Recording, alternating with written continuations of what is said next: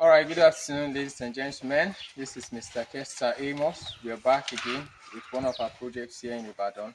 We have posted previous videos of this before, but at this point, we are stocking some of the buildings and we are preparing some for stocking. So, standing with me here is Mr. Okbe. This is the farm manager of all you are going to see right now. So where we are currently is the snail farm, which is the concrete pen system. We have the greenhouse. So I will allow Okbe to direct us to the different buildings. What? Yeah. I'll allow Okbe to direct us to the different buildings so we can show you what we have here. Of course, we've been building this for quite some time and we've come to the concluding phase of it. So we deemed it necessary to make this video. So Okbe, take me to your farm buildings. Yeah. This is our layers pen. Okay. You can come in.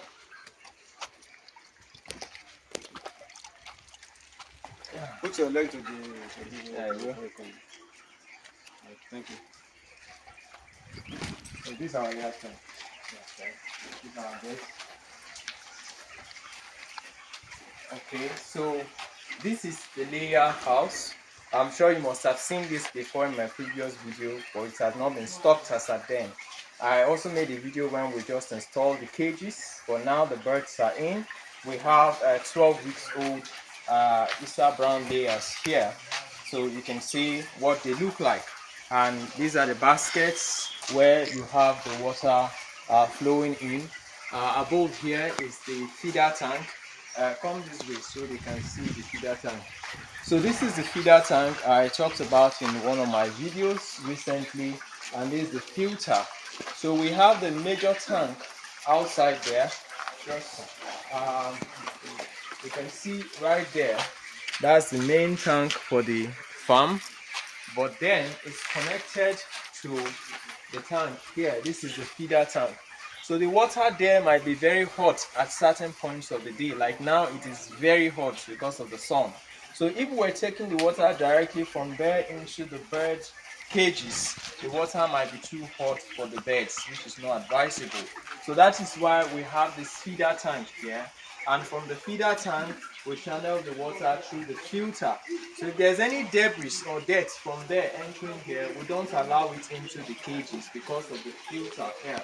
So that is how it is designed. So you can see what we have here. We have about 3,000 plus beds. Exactly how many? Yeah. 3,000 beds. 3,150. Okay, 3,150. So, of course, you've seen us talk about these walkways. This is the feeder, you have the feeds there, and this is the drinker. You can see the nipples. Once you touch it, water drops. So the birds know there's water there. And of course, they have not started laying. By the time they start laying, we'll have the eggs rolling down to the egg collector where we collect them from. So this is fully stocked. That's the right hand side, and here is the middle partition. So this is the layer house. So next, Okay, let's go.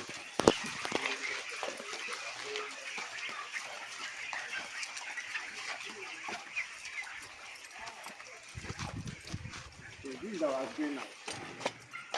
okay, This is so our greenhouse. this is the greenhouse, and of course we've shown you the concrete pen system. You've seen a lot of the greenhouse work we've done, so we wouldn't want to spend much time on the greenhouse. So we'll just proceed to the next building. So can we start from here or starting from Yeah, the let's just bed? see this one. Okay, Then we'll this go is to our the- broiler Okay. best house. So this is the broiler unit. Even though there's no bird inside here, so you can see what it looks like. If you saw the last video I made, I was standing right here while we were still installing these drinkers and feeders. This is the funnel feeder and this is the bell drinker. So the water comes from here. You can see the feeder tank there. So we put the water there. It runs through this pipe. These are the pipes. It runs through this pipe and comes in The here. drinker. Yes. So when the bird takes one drop, that drop is replaced. every drop it takes is replaced from here. So it's automated. That's why we call it automatic bell drinkers. Then this, you just pour the feed here. These are about 10 kg feeders. So this is where we're going to bring in the birds when they are at least 3 to 4 weeks old. So we have them in the brooder session. So we're going to take you to the brooder session. Now this building is demarcated into 3 because the land is very slopey. So what we did was to step it down one step by the other, so we don't have to fill the entire land space. So that is what we did. So we are going to take you straight to the last compartment where we are currently brooding the day-old chicks. Yeah.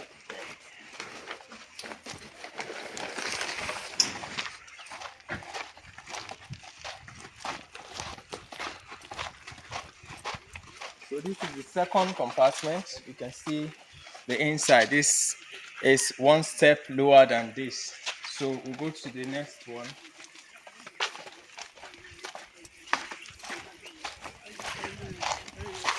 So this is breeding pen for the broiler. Okay. Yeah, so this is the brooder house. It is dry season, it is really sunny, so that is why you see that Mr. Okpe has raised the brooder, the size, because it is really hot. So you can see that he knows what he is doing. Ordinarily, when some persons hear that it is brooding and you need heat, whether it is sunny or not, you see them cover everywhere, and the birds will become too stressed. These birds are 1 week and 3 days old. You see how big they are and how wonderful they are looking. So it tells you that Mr. Okwe here is doing a very good job. So this is where they drink from. These are the drinkers. So you can see the water is dropping right here, and of course the feeders are dropped on the ground. As the birds continue to grow, we'll begin to raise them up gradually. The feeder and the beds must stay, the feeder height must be at the height of the back of the bed for easy feeding. So these are gas brooder. So you can see this is the gas brooder to provide heat during the night when it's really cold. We have 1 and 2 there, which is sufficient for the structure we have. Yeah, so you can see the gas cylinder.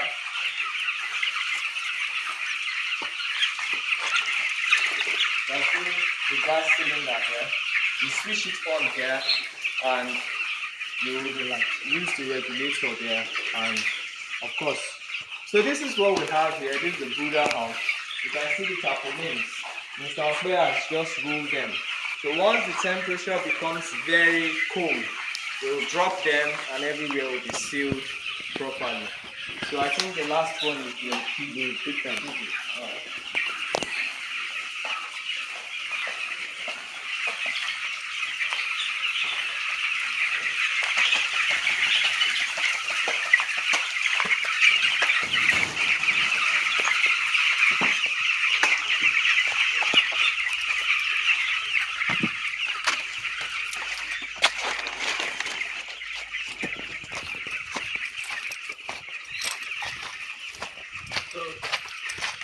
This is piggery section. Piggery pen. Yeah, so this is the piggery. So you can see the design. We have a 3-meter space between the poultry houses and the pig pen. And this is the entrance to one of the pig buildings.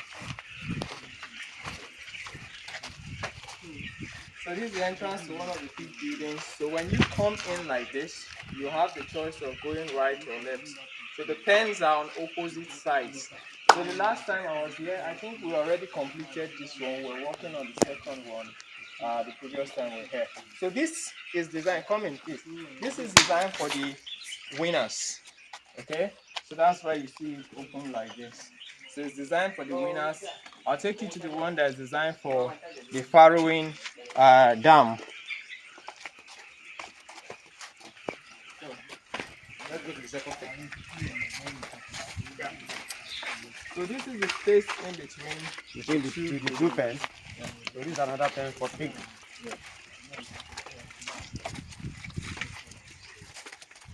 So this is the middle pen. We have another one by that side that we have not raised properly. But this is where we'll be having the farrowing females. That's farrowing in pig is the act of giving birth.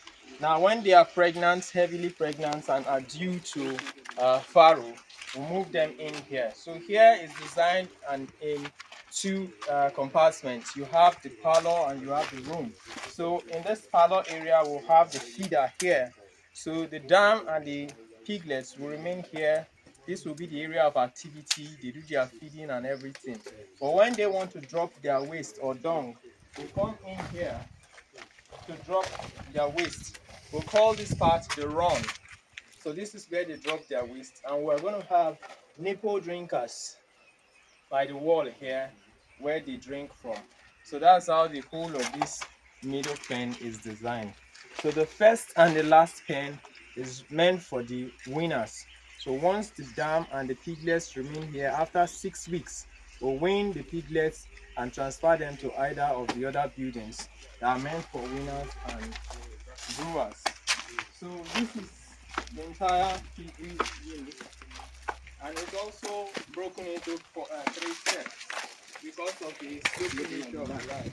So you see, this is step 1, just like the broiler house, and this is step 2. So this is step 2. All of this is to avoid too much filling, which is going to incur more cost on materials. So this is step 3, which is the final step. So that's how all 3 pig structures are designed. So this is one of our projects here. Of course, Kester Amos Consultancy Services is always at your service. So you want to put up a facility like this, do not forget to give us a call through our phone number, and also you can chat us up on WhatsApp. You can reach us through our channel on YouTube. You can follow us on TikTok. You can follow us on Facebook at kesteramos.com. Okay, also, please do not forget to share this video amongst friends. Send them to different groups. There are a lot of people looking for opportunities like this to invest, but they don't know how to reach the right people to do these things. So we would appreciate that you share our videos, and also I want to say a big thank you to my farm manager, Mr. Okbe. He's going to be overseeing this site. Of course, there are other workers that will be working under him. Okbe here is an animal scientist, so we cannot build all of this and leave it in the hands of some persons that don't really know what they are doing. So we need capable hands, and of course, he's one of those that we can guarantee that will do a good job. So until we come your way again, thank you. My name remains Mr. Kester Amos Ibiwe, the CEO of Kester Amos Consultancy Services Limited. Thank you, God bless you, and bye-bye. Madam. Yeah.